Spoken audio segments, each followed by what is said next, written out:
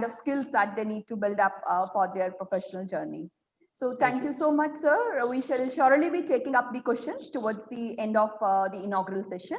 Thank you, madam. And with this, I would like to move towards our next speaker. And I really feel fortunate to take the opportunity to introduce you all to our honorable chief guest, Mr. Rajan Datta, Managing Director, Extrops Consulting, Managing Partner, Expert Connections, former President HR, Reliance ADA, and Lupin Pharmaceuticals. He's a business transformationist, turnaround and has changed management professional.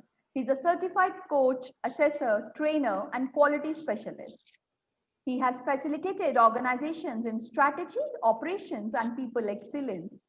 He is advisor to organizations for sustainable growth, transformation, turnarounds, change management, performance, and profitability enhancement. He has handled diverse and challenging assignments over 3 decades as Group President HR, business head and board member in companies like Reliance, Lupin Pharma, Airtel, Idea Cellular, RPG Enterprises, Modi Xerox, and Jubilant Organics, in addition to the consulting and advisory work in India and abroad. Mr. Datta has facilitated organization's business growth to enhance revenue, customer, and employee satisfaction with initiatives in the area of business improvement. He has been also associated with Fortune 500 companies and has played an instrumental role in building best places to work and employer of choice brands. A coach and mentor for CXOs and senior professionals. He's been the past president of National HRD Network and advisor in CII, FICCI, SOCHAM, and several other educational institutes. He's rated as the top 20 globally and top 10 HR leaders in India by various research and professional forums. So my words will really be short enough to introduce a great professional and a human being like Mr. Rajan. So without taking much of your time, I will request Mr. Rajan Datta to kindly share his thoughts and words of wisdom with our participants. Over to you, Rajan sir. Thank you, Professor Malhotra, for this warm introduction. Well, good morning to my youthful leaders of tomorrow, Dr. Shekhri, Mr. Chadda, Professor Dhruva Roy, Dr. Sudhanshu, my dear friend Sudhanshu Pathak, and the eminent speaker, Mr. Lokesh Saxena. Compliments to the ITS institution for actually organizing this online contextual topic for today. And in the current situation, in the current environment, the way how things are structured, and as people are experiencing it, I think nothing could have been more a better topic than to really discuss about redefining the workplace. And it is anyway getting redefined for the most critical work, which is business continuity. Well, I think there are wonderful kind of thoughts also that got shared and discussed during this the seminar. Well, the impact of pandemic is certainly very, very severe. And in the current times of COVID, there is so much of uncertainty, ambiguity, and volatility in business. And the thoughts which uh, are my earlier speakers spoke about, the future is not gloomy, the crisis is not to go waste. I think these are absolutely very pertinent and very, very positive things.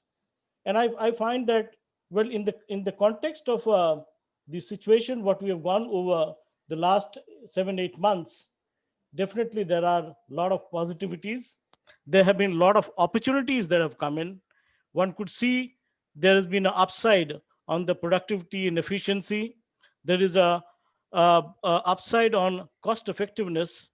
There is so much of a positivity that you see in the nature, and all of that is actually impacting our business as well. In this context, however, we also have to acknowledge that the economic curve has flattened. We've had lots of migrant laborers who have actually left the work destination, the workplaces, and have migrated to their own hometowns and their own personal destinations. And you actually need them no more, and you need them now because of it is definitely impacting businesses and work of every kind. The organizations are now faced with challenges to run organizations efficiently. Consider more and more optimization opportunities, create safe workplace, and use talent and also to manage their morale to the best. So, what are the challenges that we are faced with? The challenges are what Mr. Saxena was actually talking about. How can we get the whole engine working? How can we get the entire business system being more effective and productive, and how can we get it going?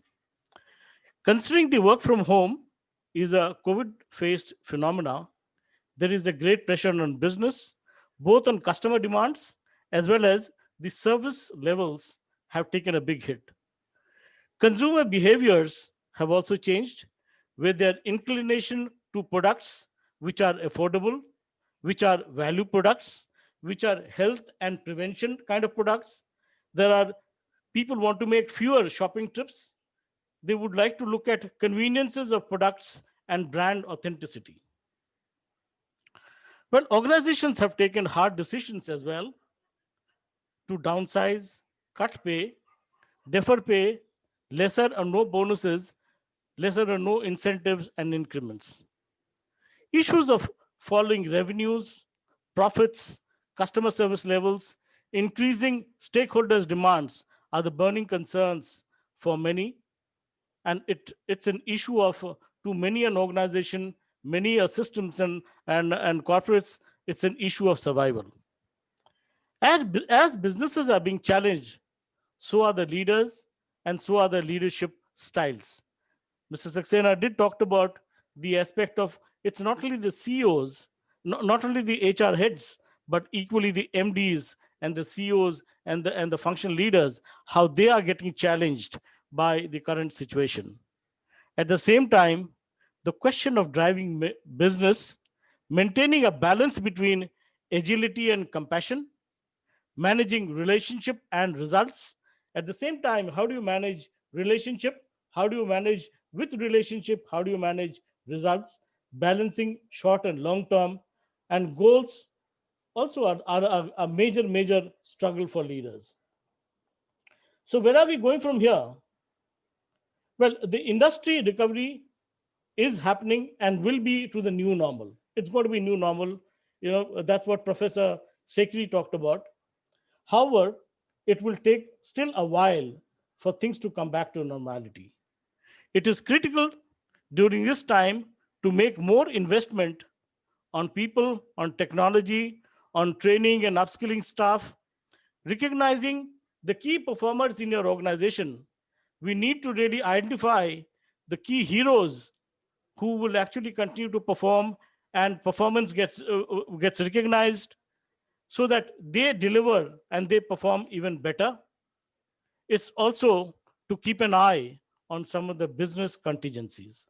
While we look ahead, we also need to be aware and need to keep in mind the business contingencies.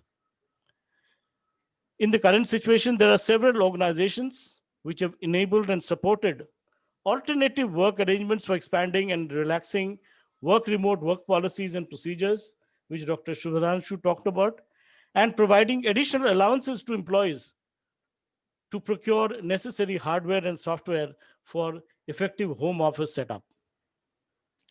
In such times, business successes or failures will often be determined by how the biggest USP and the differentiator of any brand, that is its people, how they react, the way things get done, depending on how much an organization has invested during the time in building the right culture. So it's an investment on people, investment on culture, which will now pay you the dividends to the organization. There are also aspects of leaders and leaders' qualities, and some of the recent analytics that we saw from Gallup's talked about four universal kind of traits and needs which have emerged as very, very important needs of leaders, that is trust, compassion, stability, and hope. And hope, the last word, hope, I think that's very, very important to keep a positive mind and a positive hope for the future. In our own experiences, uh, friends, I must say during this time, we've also been advising our clients that the culture of compassion improves collaboration, trust, and stability in business. And so well has been shared by Mr. Lokesh Saxena. While we look at the top line and we also continue to look at bottom line, to make these things happen, it is extremely important that we blend it with compassion, we blend it with empathy for our people. At the same time, agility is very important. And agility for business structures, organizations, agility in people's mind, speed to market, response to customers, evolving innovative solutions for customers too are very, very important. For building agility in business, organizations would continuously need to evolve customer focused structures, train their employees on customer sensitivity, empower those people who are in the front line to take ownership and responsibility. Also, take decisions and make fast changes to adapt to market needs. And that is very, very crucial in this current pandemic time. How do organizations respond to the market? How are they responding to the customer's need? And I tell you, there are a plethora of examples that we have where organizations have made huge money, huge profits, huge business positivity because the kind of changes they quickly made in their own companies, in their own businesses. We have recent examples of inspired leaders who have managed the challenges of stakeholders' requirement and aspirations with some agility, innovativeness, and creative ways. And we have some examples of Domino's, Domino Pizzas, Amazon India, which actually, being in a different kind of a business, entered into food delivery market. You have Ola and Uber deploying its fleet of services to healthcare workers and emergency services for hospital visits. You look at hospitals like Apollo, Fortis, and almost all major healthcare centers ramping up their digital initiatives and readied their practitioners and specialists for remote consultation. We look at Reliance Foundation Hospital and many other medical institutions have been marketing remote COVID care packages for home care solutions. I mean, the kind of adaptation, I mean, Dr. Sudhanshu talked about adaptation. Flexibility is important. At the same time, you also need to blend in adaptation. You see, look at manufacturers like Mahindra Mahindra, RPG, and many others who have stepped into the non-core area of business, manufacturing essentially equipments like ventilators, PPE kits, masks, etc., and adaptation to the need of the market, being flexible and adapting to the new kind of a need and orientation to that market need. I mean, they have survived, and not only survived, they have also thrived. Friends, for managing and sustained and honest and profitable growth, it's important what Mr. Saxena was actually talking about, to be sensitive to human beings while balancing our purpose with agility. Being aggressive in business operations, driving targets, achieving customer and stakeholders' needs are fine. But equally important is to retain your good talent and motivate them to achieve your desired and focused deliverables. Building agility is one of the key important thing of self-awareness, agility in mind, along with creating the culture of response to speed of response to market, cascading the feeling of trust, respect, collaboration, and trustworthiness for a sustainable relationship and performance. Well, aligning to the topic of business continuity, Well, business continuity and success can be achieved through people excellence. And that is the core. It can be achieved through people excellence. One can achieve higher levels of customer satisfaction only with adequate levels of employee satisfaction. Both have to blend together. It's a balance between being tough and nice. Leaders need to manage their toughness in demanding adherence to systems, processes, quality standards, customer commitment, and business reviews. However, all of this needs to be done with nicety of care and compassion for people. Equally important, what I heard